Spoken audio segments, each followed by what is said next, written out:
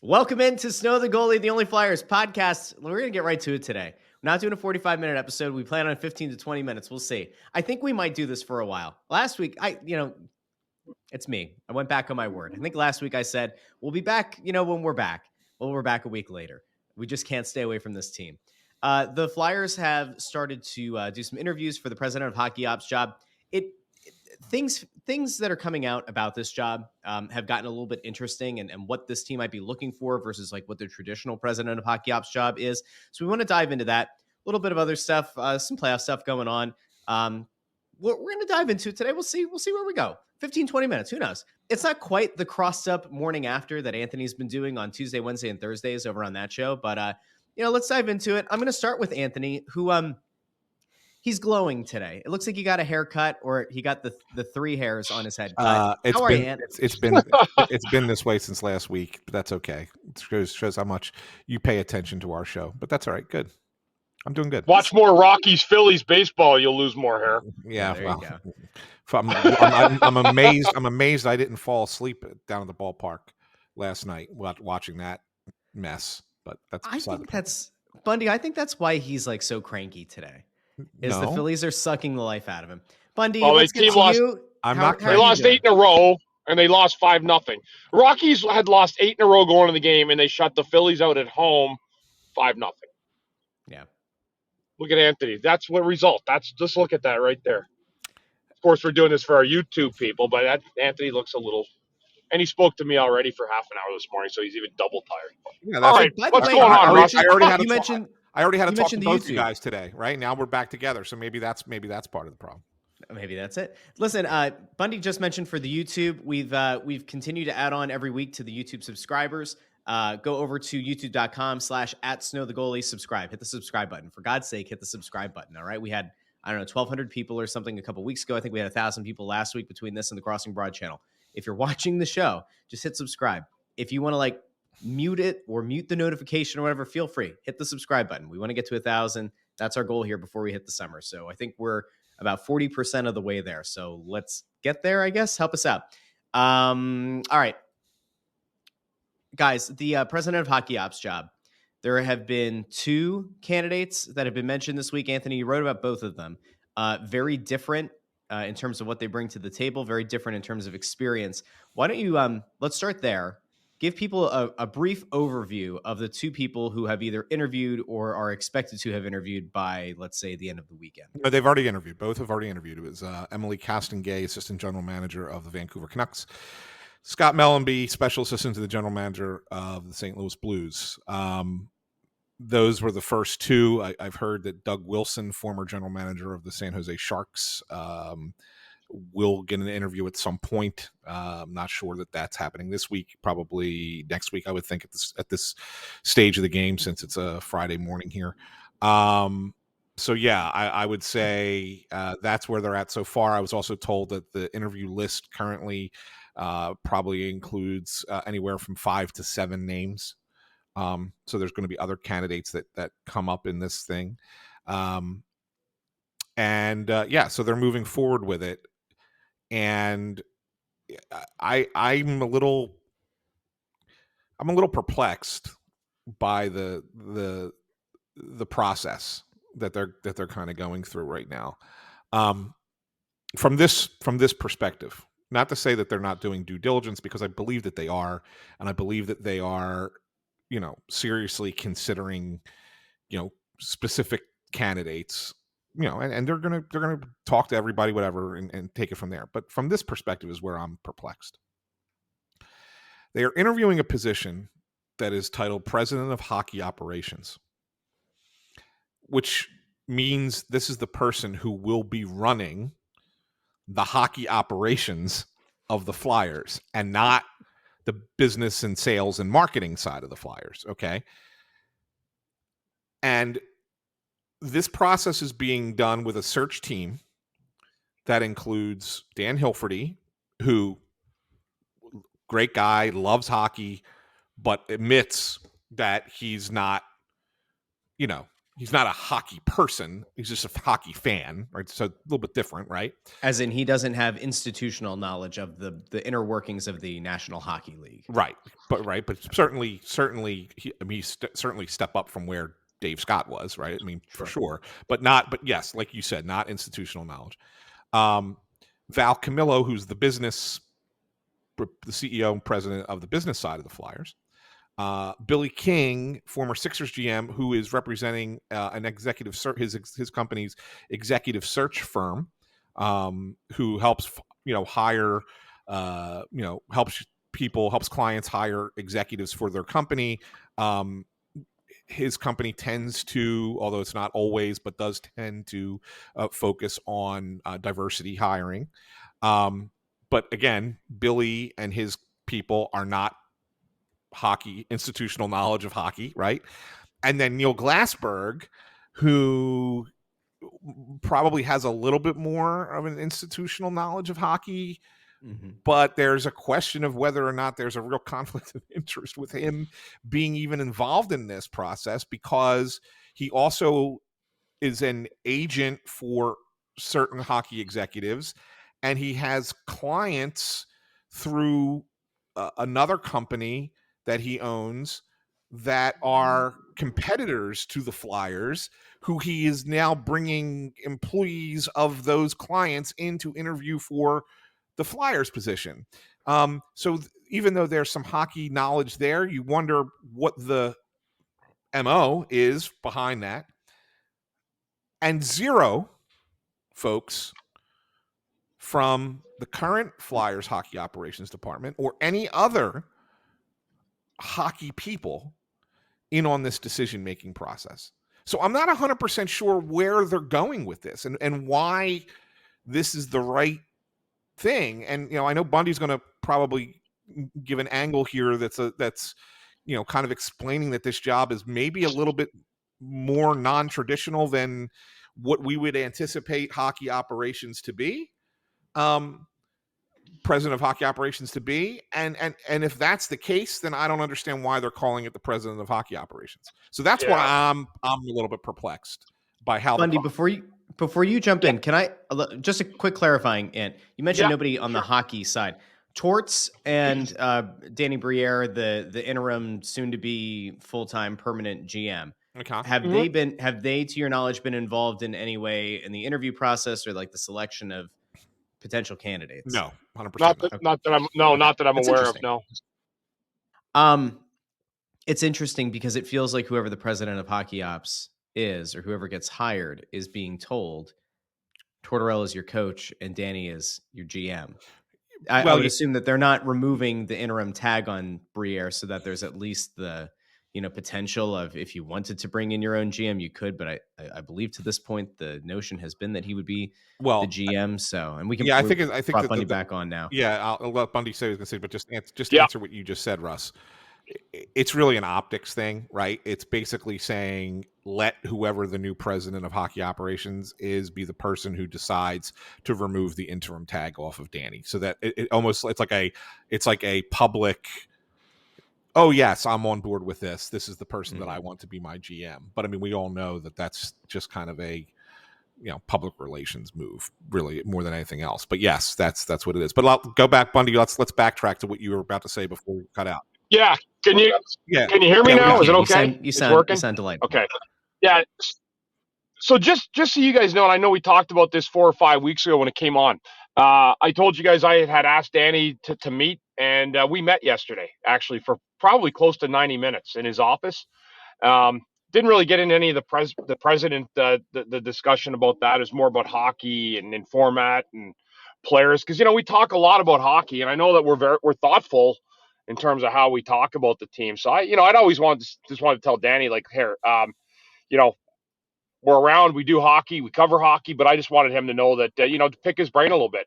And I will tell everybody right now, guys, from that discussion, he's got my full 1000% endorsement and backing, however that looks.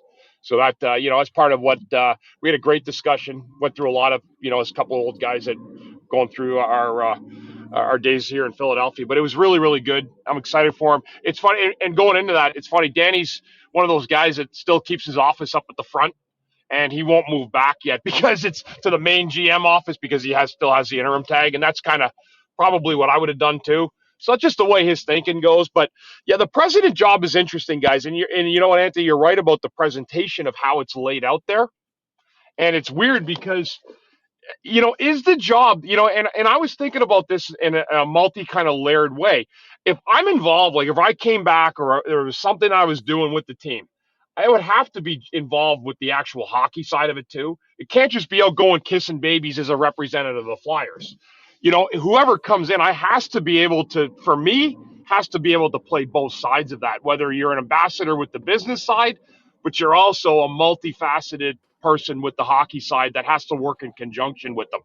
The president's job for me, I don't know how they're describing it, but how I view this is you're responsible for the winning tradition of the team and winning moving forward. If I'm a president of this team and the way I would view it, how do I find the best way for this team to win and to continue winning year after year after year? I'm at a point now, guys, it ain't about optics. It's about productivity and getting shit done. Nothing else matters at this point. So if we're out there doing hirings to do hirings because it looks good on the eye, you check a box and it's an eye test thing, great. I don't want to hear about that. I want productivity. I want the best person in here that can represent both the hockey side with knowledge and passion, and also work in cohesion with the business side. That's to me what it is, and it's all about winning and nothing more about it. It ain't about anything else except putting the right pieces together to find the path forward for victories in the future. That's how I see that job, and I sure hope that that's the translation that's going on in there. I'm confident in Danny with the stuff with the hockey stuff after talking to him. But this is a job I think they got to really look into, and it ain't about it's not about, for me, it has nothing to do with box checking. It's all at this very time about the future of this franchise immediately, but also 1 year after another, taking steps forward to ensure that this team it makes the playoffs and remains a playoff contender year after year.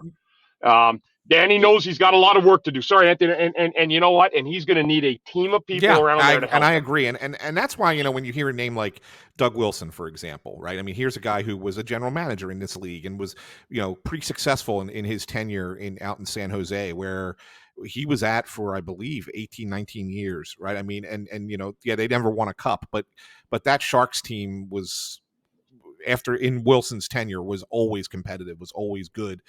Right, they were always there. Very good. So, like, you look at a guy like that, and I say, "Oh, there's a name that interests me because it's someone with that institutional hockey knowledge." But it sounds like almost that this is more of a position that they are trying to make more of a marketing type thing from the hockey side of things, which I've never.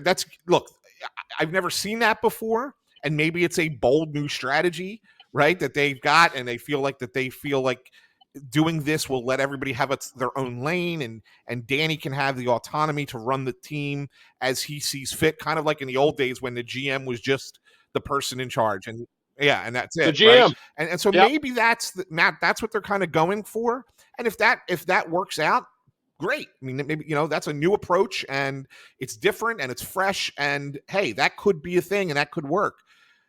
My concern with it is that Danny has never been a GM before, never been an assistant GM before. He's only been short-term a special assistant to the general manager, right? So I think that there are going to be times when Danny, as smart as he is going to come upon a situation that he's not experienced before. And while I don't doubt that he will find his way through it, what I'd rather not have happen is that he learn from a mistake and say, okay, I won't do that again next time, and rather have someone who sits in that position as president of hockey operations who he can turn to and say, hey, so-and-so, and if it's Doug Wilson, great, whatever, but whoever, hey, so-and-so, here's what I'm facing right now. What is the best way to go, in your mind, to go about this? and really then have a perspective that he can take to making whatever will be his ultimate final decision. That's not saying it's taking away any responsibilities that he has. It's just having an experienced person for him to lean on in certain instances, in certain situations that would limit the possibilities of doing something wrong. That's all I would want, and that's why I don't know if this newfangled concept would work with a brand new GM. If you had an experienced GM, maybe, but without an experienced GM, I think you run the risk of it being something that could go sideways quickly. That's why this whole thing is so weird. I mean, I don't think we've ever seen it before. And listen, there are times where I am overtly negative because I feel like it's warranted. I don't want to be negative on this because I want to give it a shot. I want to be able to, give Danny Briere a shot. I just can't help but feel this like sense of foreboding that this has never been done this way before in a successful franchise and like a successful Stanley Cup winning or championship winning team of a team that's one of the major sports leagues in the U.S. And you're like, Yeah, Joe Sakic, Russ, and if you look at Colorado, Joe Sakic's route to what he did, it's no different than what Danny did. He got inserted as a popular player into the GM.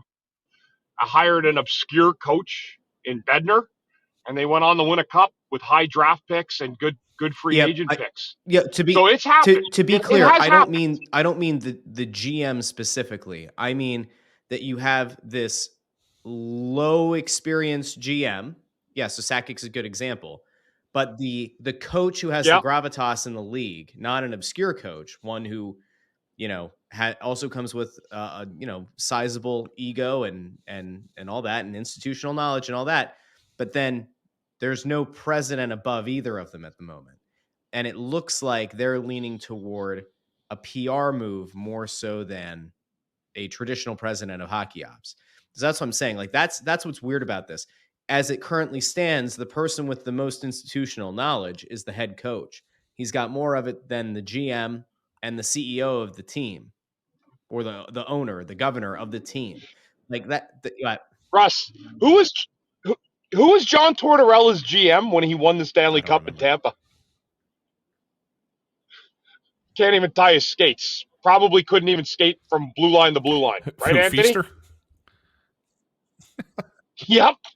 And Jay Feaster was the GM. All right, he was the assistant GM when I was in Hershey. He's a lawyer. He got the job, and then he brought in Billy Barber, who kind of like helped them define hockey. You know what? Everybody's a genius until you have a Nikolai Habibulin. and then you're definitely a genius, and that's what happens, guys. Like you could be a GM. Doug Feaster was the GM, or Feaster, yeah, Jay it was Feaster, right?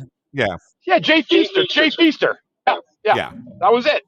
So Torts has been in this predicament before and won, except now he has an actual guy that was real hockey guy. The difference is that when he had that team in Tampa, there was a lot of talent there that is not here Big right time. now, right? So, which is why I say I'm not trying to be negative about it. It's just weird. The power dynamic as it currently exists is weird.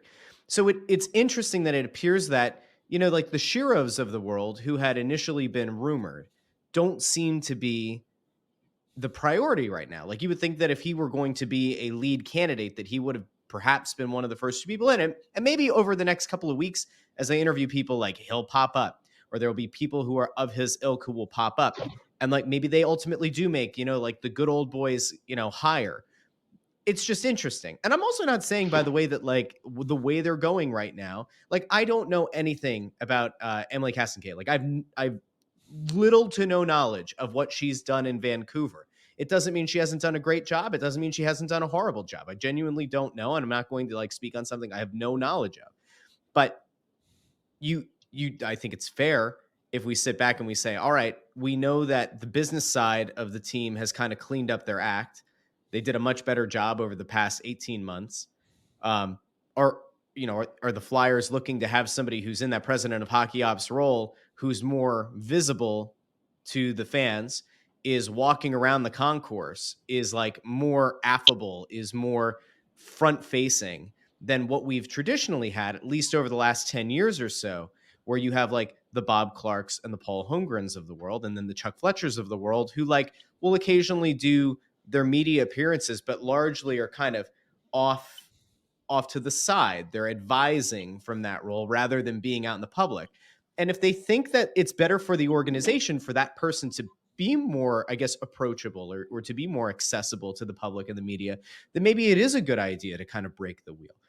I don't know. It's interesting. Bundy, I do want to ask you though, you mentioned that you talked to Danny and that the president thing didn't come up. And Yeah. this might come off to some as pandering, but like, it's a fair question. You're the longest tenured Flyers defenseman in history. You worked for this team and around this team on the radio and TV. You have institutional knowledge of the city of Philadelphia, of the Philadelphia Flyers. You've done tremendous work with recovery in one of the many sports leagues where substance abuse issues are a legitimate concern and a real thing. Like, again, this might come off as pandering to some, but it's a legitimate question. Like, have you been approached in any way about potentially interviewing for the president of Hockey Ops job or for another job in some kind of, similar role with the Flyers here over the last week or so? I haven't. No, I mean, and again, but again, it's fallen down to like Anthony said, like what exactly is that job? And again, I haven't met Dan. No one has approached me. Like, who is going to call me? Coming off, Snow the goalie and want me to be a president. Again, I don't think that's the part I'm wondering though is what does a job entail? But no, I have not been approached. I didn't talk about with Danny. Nobody from the Flyers has called me. Yeah, I guess I'm here a long time. There's a lot of other guys too. I mean, there's other guys that's names haven't been mentioned. I mean, Keith Jones would be a good one too, right? Like that's another guy that knows the city, knows all the agents. It's a lot of it's knowing the people in the league. So from that standpoint, I know the whole league. Yeah, I know everybody that's been tied to the league, from the players to the agents to the GMs. I mean, that's when you're traveling in part of it that long. So a lot of it is familiarity. A lot of it is having personality. For me, I think a lot of the job now for this is having an understanding of this team and this city. I can't stress that is. I think Anthony understands that as well. As guys that are a little bit older, Russ. But to me, I mean, it's a multifaceted type of role. But I think the more you have for it, because I think to be the president or in that spot, you become the messenger to the city. You're the guy that ends up having the voice to the people. And I think that's so important, especially for where the team is right now as a whole with the personnel they have. They need to keep growing to get back to the playoffs. But I do think messaging in that role is super, super important. And I'm not opposed to if it's someone like myself or Jonesy, someone from this city that also has, progressive understanding of the nature of the game and an understanding of this city and the fans and what they like. I have no problem at all going back internally. No, nobody has reached out to me. So interesting. I don't know. Flyers, you're listening out there. So, well, perhaps an idea. And let me throw this back to you really quick. I don't think there's anything else on the Flyers front that's probably worth talking about at this point. No real moves at this point. Can't really make a move. No, anyway. I mean, but I think it's worth you mentioning the thing that you got a little. I'm not fighting you. Fired up. I have no, no. but I it's have, worth. I have, It's worth I have no. mentioning I have it. no interest. I have no I interest. don't want to in fight with. I don't want to fight with you either. We're not doing like a 7-minute back and forth about no, this. we don't I'll have bring to. it up. But okay, It's okay. worth. But it is Don't worth poke, mentioning. Don't just poke the bear. Just don't so people bear, know, Andy. it's worth mentioning. Okay. So there was a thing that came out this morning, or it might have been last night, about teams that have gone over the cap ceiling this season, and that after penalties after performance bonuses. Sorry, after performance bonuses, and that those penalties are going to be assessed on next year's cap. Now, that list of teams is interesting for a few different reasons. I'm going to try to pull this up really quick on the screen for those who are watching on YouTube, because of course, if you watch and you remember and you go over to youtube.com/@snowthegoalie, you'll get to see all these things as they pop up. But there are, what was it, Ant? 14 teams, I think. 13 teams. 15. It was 15. So half the league made this list of going over to different different extents. So let's dive in on this really quick. The Flyers exceeded that cap ceiling by the second most in the league, 1.187 million, or 1.876 if you want to round up that $500. The Bruins, of course, far and away led the league, $4.5 million over the cap ceiling. The Canadiens were also over 1 million. So there were three teams in the entire league that went over the cap ceiling by 1 million or more. Rounding out that list: Edmonton, Vancouver, Colorado, New York, Carolina, New Jersey, Dallas, Florida, Seattle, San Jose, St. Louis, Washington. If you take a look at that list and you think, wait a second, something kind of makes sense there, I'm sensing a theme. It's because many of those teams made the postseason, notably Boston, Edmonton, Colorado, the Rangers, Carolina, Jersey, Dallas, Florida, Seattle. Some of those teams, for those who can't see this on the screen, if you're listening in the podcast feed, San Jose, St. Louis, and Washington all went anywhere from $20,000 to $25,000 over the cap ceiling. You had, like, I would say, low-level offenders: Seattle, Florida, maybe even Dallas, who were 350 or 370 or less. And then it does start to scale up. And I know that you kind of wanted to go over how you get to this point. I would, I guess, simply say this appears to be one of those times where throughout the season, as you're doing that day-to-day thing, which we've talked about the cap in the NHL before, it's a daily thing that you're monitoring, and you're doing those paper transactions between the Phantoms and the Flyers to try to remain under the cap. And this is one of those problems that we had with Chuck Fletcher. Barry Hanrahan's name has come up on this show before as being the capologist.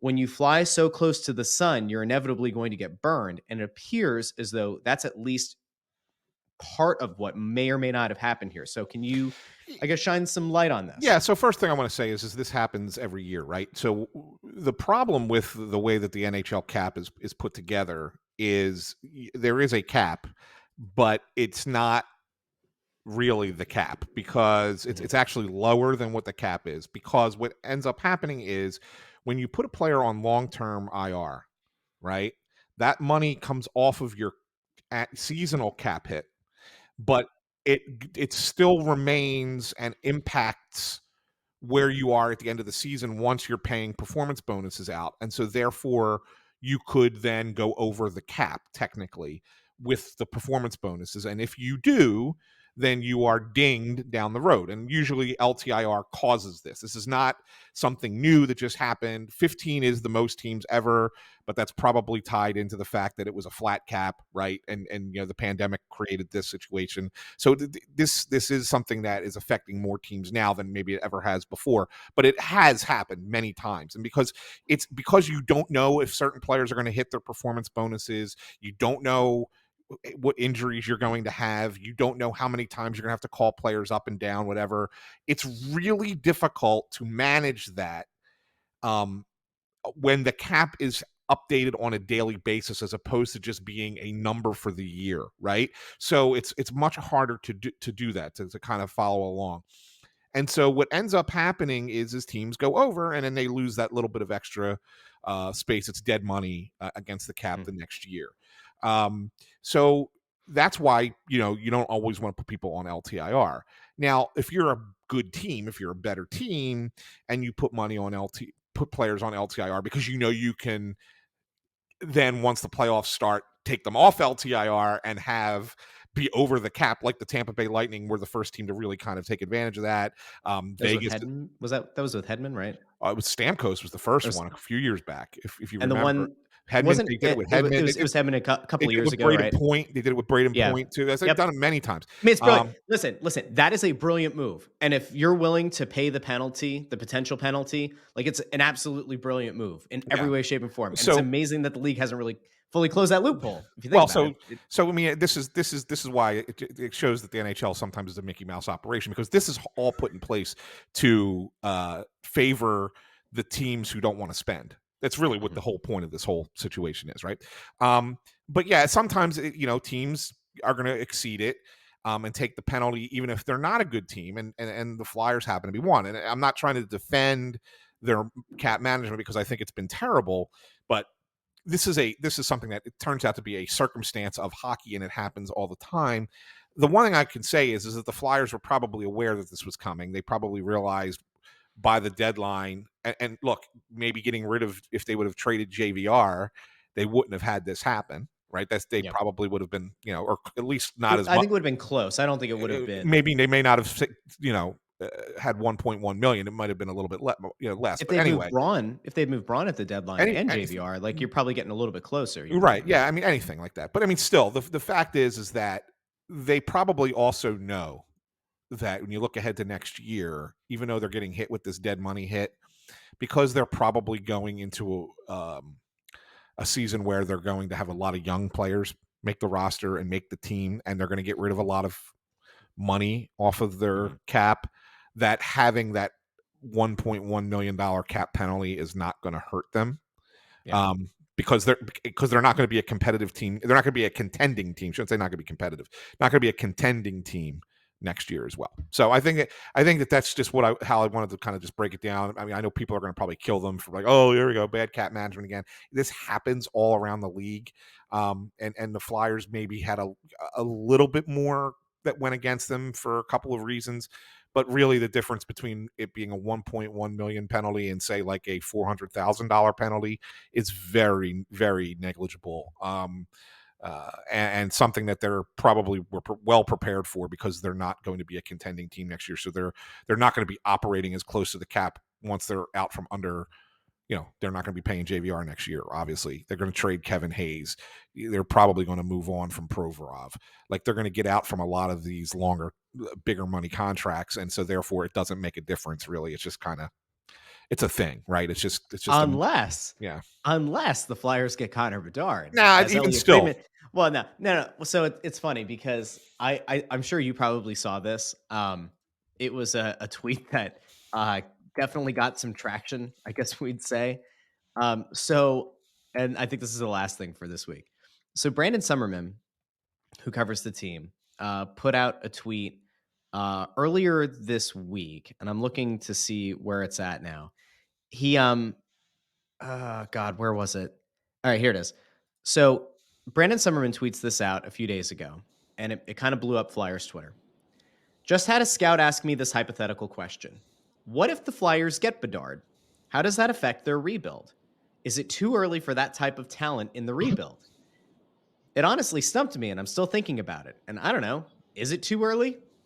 Now, at first, I laughed. I was like, that's ridiculous.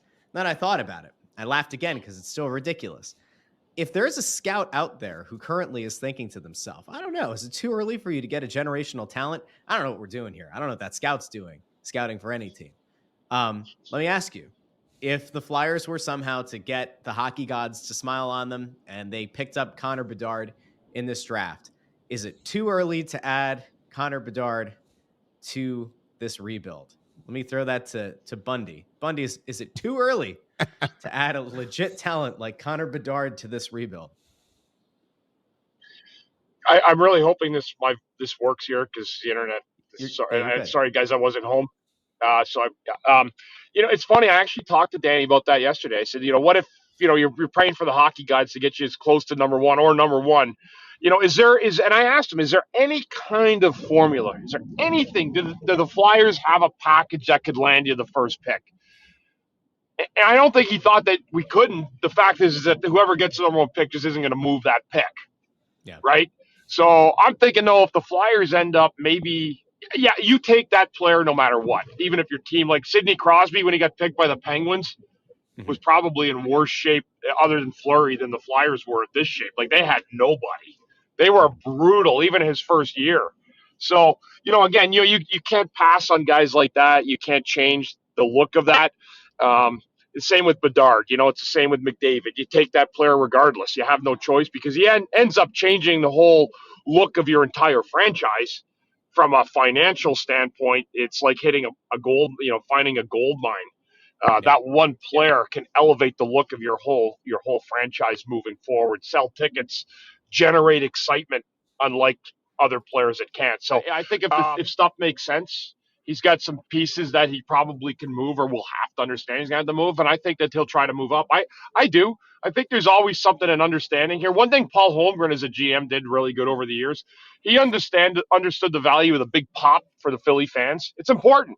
it generates excitement every year and a half, to make a big trade, a splash that keeps people's interest peaked. So, I think Danny too, coming off the heels of maybe having the interim tag pulled, which it will, there's nothing you can do more than at that time of your initial draft to try to build that excitement for the fans. So I don't see why he wouldn't.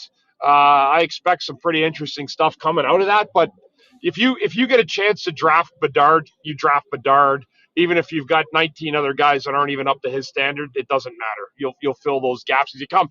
And plus, when you get a guy like Bedard here, after 4 and 5 years, you start getting free agents that are interested again and coming to your team because they want to win. So that's why you getting a generational talent like that is so important. It's just multi-layered. And I just think there's never a way or an angle that you can pass on that. So he by the way did do a little follow-up tweet to what he put out there and said that the scout's perspective was anytime, not the Crosby, they looked at McDavid and Hughes as talents. The scout was like, well, they had more talent on the roster at the time, and they added that top level player to try to push them farther, but they had pieces in place. I don't know. I don't know. You have to take the best player on the board. Like I can't imagine. Can you imagine the PR disaster it would be? Like imagine if the Flyers got the top pick and traded out of it because they said, you know what? We're too early in this rebuild for a generational talent. We'll take a swing at it again in a few years. Yeah, there'd be mutiny. All from the entire city. Yes, it would be the ugliest situation for fandom in Philadelphia you could find. And do you think that there's is it ever too early to draft a generational talent? Why are we even asking this question? All right, there we go. So I feel like I just wasted 5 minutes of time I'm never going to get back again with a bad internet and everything. You know what? That was like the Phillies sixth inning yesterday. Oh jeez. Hey, really quick before we head out of here. We didn't get, I don't think we got a 5-star review on Apple Podcasts. We got 3 emails with reviews last week because I mentioned on the show, if you don't have Apple Podcasts, feel free to send us a review. I don't remember saying email us a review, but I guess I did. So you can email us snowthegoalie@gmail.com and send your 5-star review. That doesn't help us. We love you, but it doesn't help us. Okay. Again, find somebody, not saying walk up to strangers, all right? Don't go up to a stranger at the King of Prussia Mall or in Center City or at a Phillies game and say, hey, do you have Apple Podcasts? Can I leave a review on your All right, don't do that. But find your way to an Apple device or to a device that you can download Apple Podcasts, like your computer or your tablet, whatever the hell you're listening to the show on, you can get Apple Podcasts. Even if it's an Android, you can figure it out, set up the account, leave a review. Anyway, we had 3 people send us a review. Some of them are really long. Some of them are a little bit shorter. I'm going to read the short one first. 5 stars from Rob Winkleman. Glad you mentioned in an email I can send this to since I'm not on Apple. Have to say I love how real you guys are with your analysis and provides great insight as someone who's done sports reporting for what it feels like is 3 decades. I love Bundy's quips about how things look versus how they are, and especially appreciate how heated he gets when he's talking about certain subjects. It's always reassuring that fans are still invested like I am in this team, no matter how bad they can be. And Russ, F the haters. You talk about what's real with the team and hope to hear that Cam Atkinson story you teased. Excited to keep listening to more from the 3 of you. Keep up the great work. Let's go Flyers. I love that. That was good. Short, sweet, to the point. Rob Winkleman, it's only been 22 years. 22 and a half. Well, then that's parts 30. That's parts of 3 decades then. I'm not that old. Okay. Mark Spy sent us a 5-star review. It was really long. Mark, I hope you're not offended that we're not going to read the whole thing. They trashed another podcast, which we are not going to read here. I don't need people complaining and starting to tag us and tag them. We don't need it. But somebody did trash another podcast in this review, which we are not going to read unless Mark goes and opens the thing on Apple Podcasts and leaves the 5-star review there. Then we have to, or then we're contractually obligated to. But Mark has been a fan. Graduated from St. Joe's, was an intern for the Phantoms at the Spectrum during the 2003 season. Talks about all of the great memories around the team, and sent over a picture of the Legion of Doom and noted that this is when Mr. Bob Clark made this happen. I was a 13 or 14-year-old kid whose dad had Whalers season tickets. He told me I should write a letter to Mr. Clark explaining why we are such big Flyers fans in Connecticut. Obviously, the letter, the poster, along with a silver Sharpie was sent. It came back 4 days later. My dad got it framed. It hangs proudly in my home now as a 42-year-old man raising my 2 own young sons to be Flyers fans as well.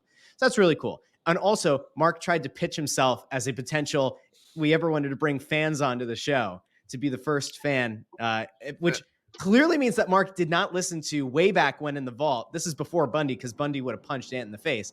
When Ant brought on the Anthony Sanfilippo fan club in like episode 40 or something in this show. It was a dark day for this podcast. And we almost took the show off.